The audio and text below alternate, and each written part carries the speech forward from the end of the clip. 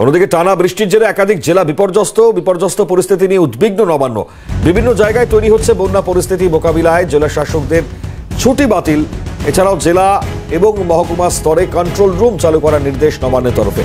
বিপর্যয় মোকাবিলা দপ্তরকেও প্রস্তুত থাকতে নির্দেশ নবান্নের তরফে।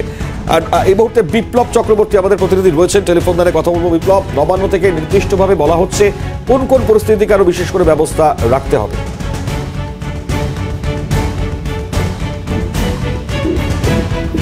বিপ্লব, শোনা যাচ্ছে? বিপ্লব, নবান্নের তরফে নির্দিষ্টভাবে কি কি নির্দেশ গিয়েছে? দেখো, মনে হয় যে প্রাকৃতিক বিপর্যস্ত পরিস্থিতি চলছে এবং সেই পরিস্থিতি নিয়ে রীতিমতো উদ্বিগ্ন নবান্ন। বিশেষ করে টানা বৃষ্টিতে বিভিন্ন জায়গায় জলমগ্ন অবস্থা তৈরি হয়েছে এবং জল জমতে শুরু করেছে। হয় তাহলে সমস্যা আরো বাড়তে পারে এমনটাই মনে করা হচ্ছে নবান্নের তরফ থেকে। সেই মতো নবান্ন থেকে বেশ কিছু উদ্যোগ গ্রহণ করা হচ্ছে এবং রাজ্যের মুখ্য সচিব যদি কপালিকা তিনি বেশ কিছু উদ্যোগ গ্রহণ করেছেন। জেলায় এবং মহকুমা স্তরে কন্ট্রোল নির্দেশিকা দিয়েছেন এবং বিপর্যয় মোকাবিলা দপ্তরকে প্রস্তুত থাকতেও নির্দেশিকা দেওয়া হয়েছে নবান্নের তরফ থেকে এবং জেলা শাসকদের ত্রাণ সামগ্রী অন্যান্য ব্যবস্থা প্রস্তুত রাখতেও নির্দেশিকা দেওয়া হয়েছে। এবং পাশাপাশি আরো একটি গুরুত্বপূর্ণ বিষয় যে এই বিপর্যস্ত পরিস্থিতি মোকাবেলার জন্য ছুটি বাতিলের পরামর্শ দেওয়া হয়েছে, যে আপাতত ছুটি বাতিল করা হবে, যেহেতু কালকে রবিবারকে ছুটির দিন আছে ও ছুটির দিন যাতে কোনো সমস্যা তৈরি না হয় তার জন্য আধিকারিকদের বেশ গুরুত্বপূর্ণ। অর্থাৎ এই মুহূর্তে দাঁড়িয়ে যে নজর এই নবান্নের তরফ থেকে দেওয়া হয়েছে। ধন্যবাদ বিপ্লব চক্রবর্তী আমাদের প্রতিনিধি যেমনটা জানাচ্ছিলেন।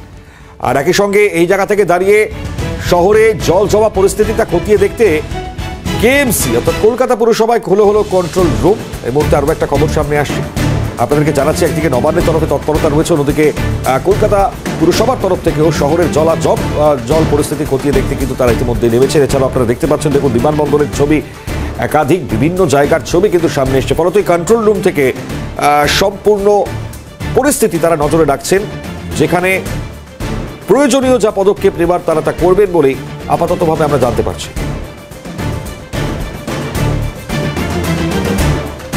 দেখাচ্ছি এই মুহূর্তে, দেখুন যে কন্ট্রোল রুম খোলা হয়েছে তার এক নাগারে এই পরিস্থিতি পর্যবেক্ষণে রয়েছে কেএমসি এবং আপনারা দেখছেন কলকাতা পুরসভায় এই কন্ট্রোল রুমের মাধ্যমে। কারণ নবান্ন থেকে নির্দেশ গিয়েছে একদিকে যেমন বিভিন্ন জায়গায় যে জলমগ্ন পরিস্থিতি তৈরি হচ্ছে তা আয়ত্তে কিন্তু আনতেই হবে। ফলত নির্দিষ্টভাবে জেলা শাসক থেকে শুরু করে একে একে সেই নির্দেশ প্রশাসনিক স্তরে গিয়েছে এবং একই সঙ্গে শহরের এক্ষেত্রে বিভিন্ন পুরসভাগুলি রয়েছে। এছাড়াও কলকাতা মিউনিসিপ্যাল কর্পোরেশন তাদের কাছ থেকে যে নজরদারির ছবি আপনারা দেখতে পাচ্ছেন শহরের বিভিন্ন প্রান্তে, সেই নজরদারি কিন্তু এই মুহূর্তে চালানো হচ্ছে।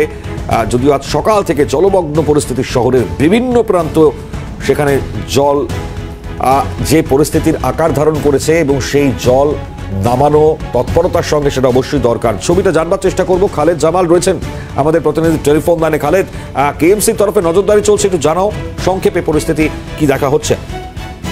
একেবারে দেখো, লাগাতার বৃষ্টির জোরে কিন্তু বিপর্যস্ত হয়ে গিয়েছিল শহরে বেশ কয়েকটি অঞ্চল, যেখানে কিন্তু জল জমা ছিল। কিন্তু তারপরে তৎপরতার সঙ্গে পুরসভা পদক্ষেপ গ্রহণ করেছে। এই মুহূর্তে যেটা জানা যাচ্ছে যে একেবারে কন্ট্রোল রুমের মাধ্যমে সব জায়গায় নজরদারি চালানো হচ্ছে, যে কলকাতায় এখন কিন্তু জল জমা সেভাবে নেই, পরিস্থিতি স্বাভাবিক হয়ে গেছে এবং যেখানে জল জমা ছিল সেটা বেরিয়ে গেছে বলে জানাচ্ছে কলকাতা পুরসভা। ধন্যবাদ খালেদ জামাল আমাদের প্রতিনিধি যেমনটা জানাচ্ছি।